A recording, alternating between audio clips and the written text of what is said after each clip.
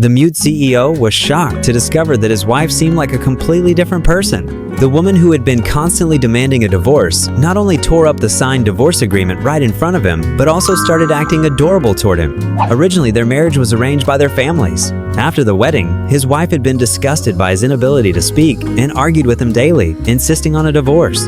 But after a car accident, she fell into a coma, and that's when another soul accidentally took over her body. When the new woman realized she was now the wife of a wealthy CEO, she couldn't understand why the original owner of the body had been so dissatisfied. After all, many people would kill to be the young lady of a rich family.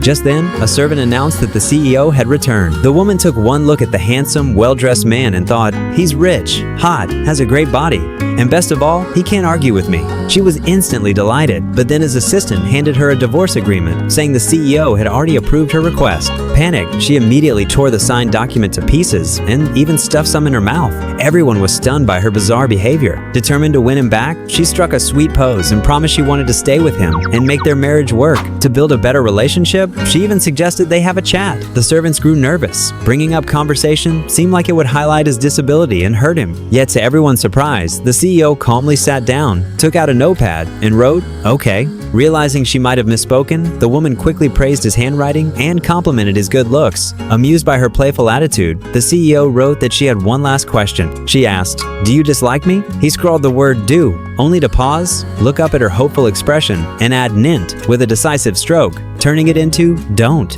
Relieved and overjoyed, she got so distracted that she pushed open the bathroom door without checking if anyone was inside, just as the CEO was stepping out of the shower. The sight of his toned physique made her even more excited.